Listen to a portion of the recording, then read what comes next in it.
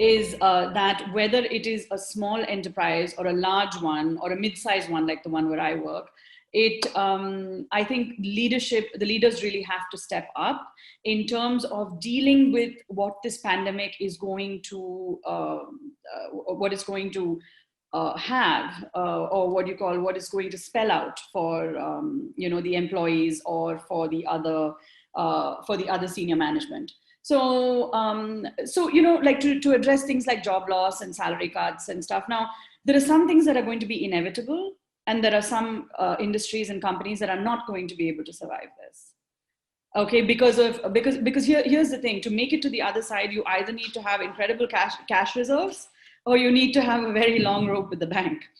Okay, neither. Often there are going to be many businesses and companies, and very often they're going to be very highly paid individuals who cannot be afforded anymore. So there is a two-level issue.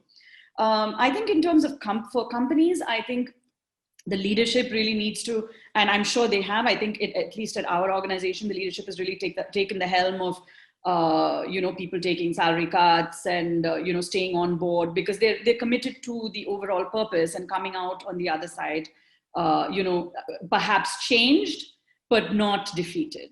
See, the idea is that. The idea is to come out on the other side of this pandemic saying, we have prevailed through this, we have adapted and been nimble and managed our, our revenue streams, if any, and, our employees, and are still delivering the same kind of quality product and services that we always were.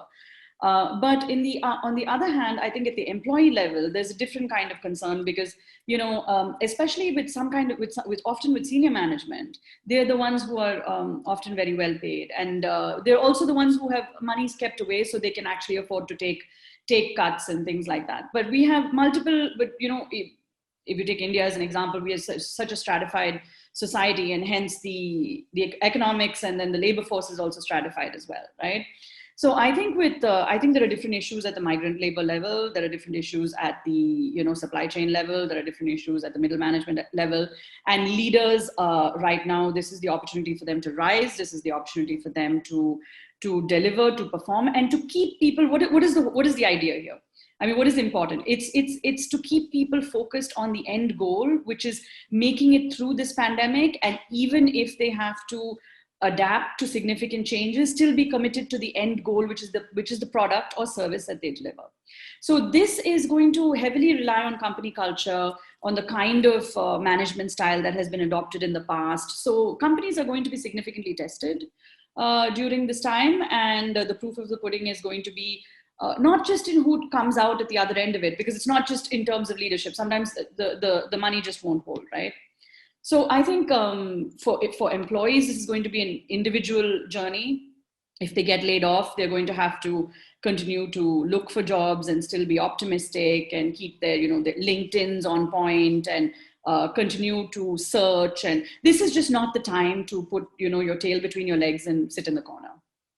This is the time to be like, whether if you have your job, continue to do it to the best of your ability, and trust that your company will make it out to the other side, because you are giving your 100% to it.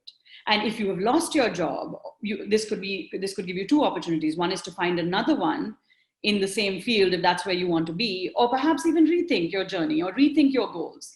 Maybe you always wanted to do something else and ended up in a career that didn't really suit you, but you were already getting paid, so you didn't want to leave it.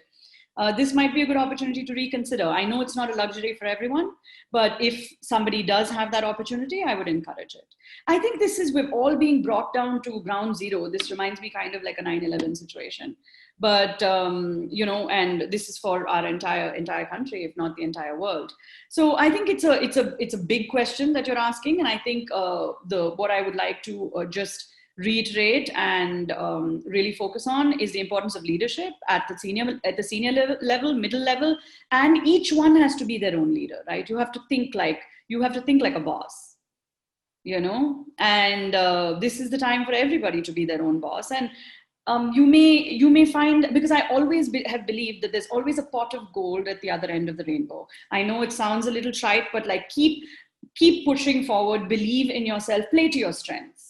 Because often a lot of us, don't, and this is relating to my earlier answer, don't really get the time to reflect on what we're good at or what we're not good at. We just ended up in some job because we graduated and got campus recruitment, right? There's a ton of people who are in those situations. Maybe it's time to reevaluate and see if they can evaluate their skill sets a little bit better, and really go searching for something that suits them on the other side of the pandemic.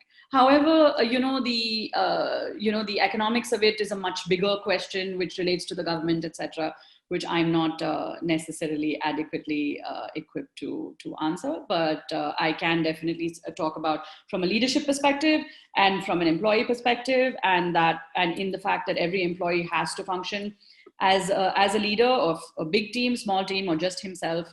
I think that leadership mentality of because leaders can't afford to go out and say I'm tired, or say I feel lonely, or I'm scared. Right? You have to be optimistic. You have to be brave. You have to stand up for your people.